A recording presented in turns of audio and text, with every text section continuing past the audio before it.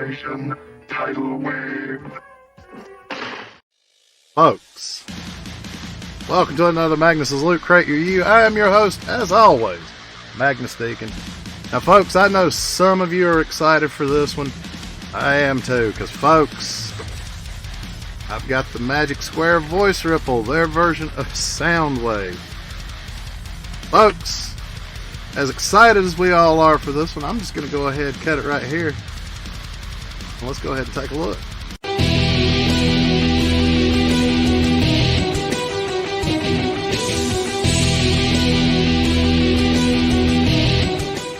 All talk, no shock. Folks, here he is, MS-B27 Voice Ripple in his clamshell. Now, folks, I'm going to be honest, I do have noticed that lately Magic Square has been sort of a little more sparse with the amount of accessories they put in. Now, that doesn't mean they're not putting in a whole lot of accessories. Some of them just seem to have very few accessories, but when it comes around to the back, you can see he's got his little Energon cube outline thing that you can put in his chest. He's got Rumble's pile drivers, and he's got a few extra sets of hands. He's got ones for, pointing his fists, and he's got the ones to make it look like he's doing the ejecting the cassettes thing. So, folks, let's go ahead and take him out of the clamshell and take a look at his bot mode.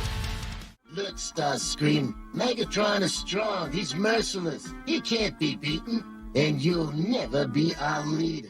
Taking a look at SoundWave's bot mode on the turntable, folks. Now, I didn't really mention that he does have the little scouter bot cassette in his, packed in with him. And that was one of those, that thing from that episode. I'm glad they included it, but really when you put him up on the shelf or wherever you're going to display him, you're not really going to show that one off a whole lot, I would imagine. I'm probably going to leave that one in his chest just so it doesn't look like an open void. But, folks, he is a really good looking bot. That is a good looking little sound wave.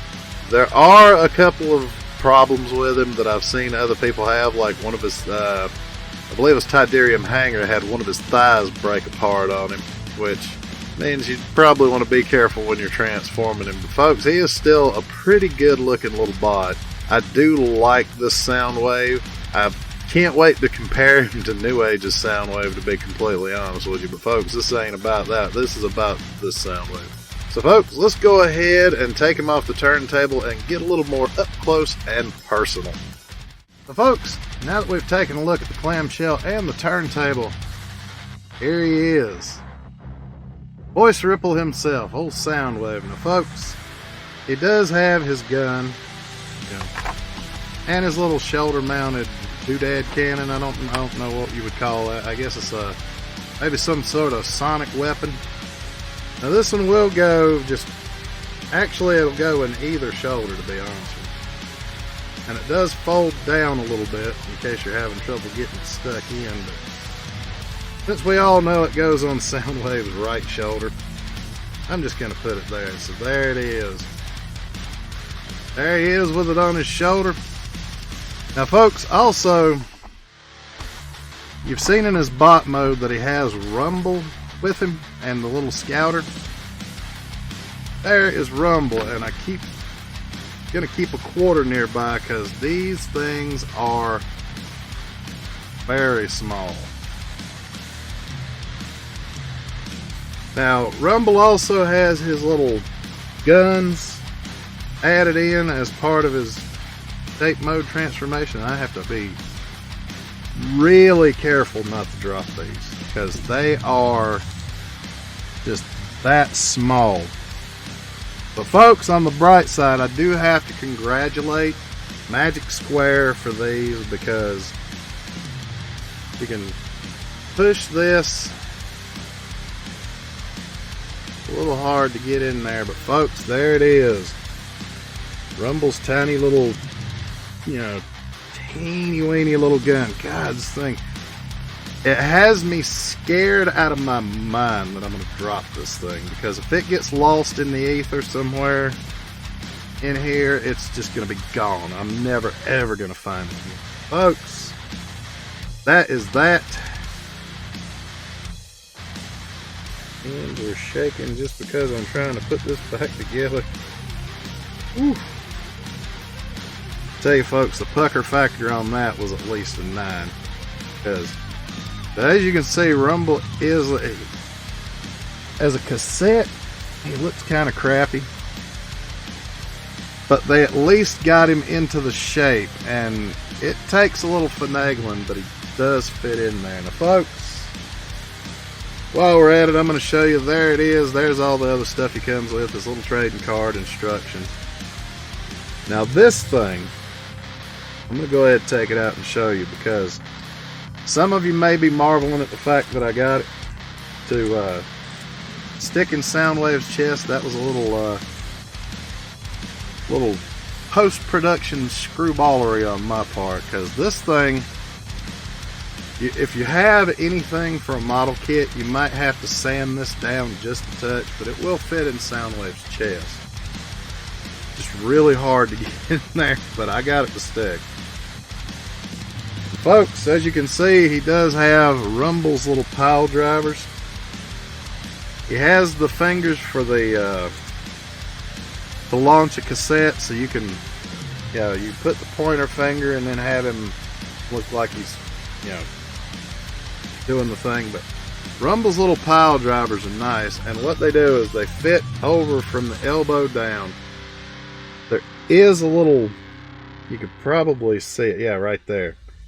There's a little cutout in it that fits over part of his arm, and it'll stay there just on its own. All you have to do is just get it to fit. You know what, I might as well go ahead and show off Soundwave's gun too. This is it in what you would call, I suppose, battery mode. It's very hard to get going, but you have to push it out. There it is, SemajZ's gun. So folks, that's it for the bot mode. Go ahead and transform him up and take a look at the tape deck mode.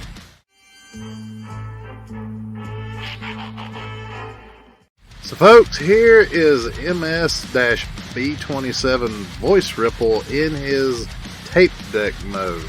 Boy, you want to talk about outdated equipment right there. But folks, he is a good looking little cassette player.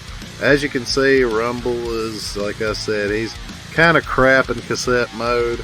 And I have the little scouter inside of his tape deck, which it fits pretty well. The only problem that I have with this mode, well, I have a couple of problems with it. Let's just go ahead and put it like this. The back part of the cassette player sucks. There's just no way around that. And I know I have mine slightly mistransformed a little bit.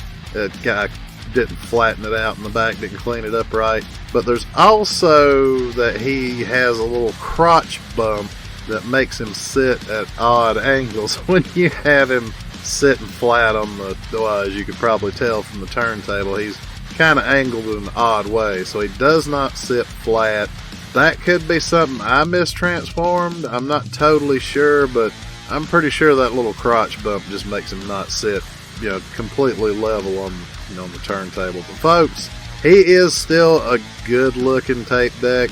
I probably showed this in the up close and personal, but I'm going to reiterate, he does have stickers, that say play, pause, all that good stuff. In case you want him to, in case you want that stuff to stand out a little bit, maybe give him a little more detail. But I think it's just fine just the way he is. I think the only thing I could think of that I would do to him is maybe I would put sort of I've got a template for a cell shaded sticker to put on his chest plate, so I might do that and see how that looks. But folks, there he is. That is MS-B27 voice ripple from Magic Square.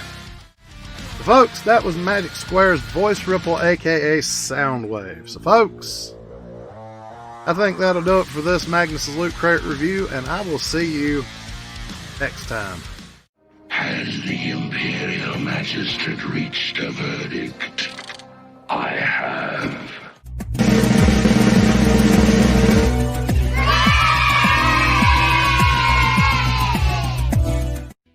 Buy this figure and more at ShowZStore. Links in the description.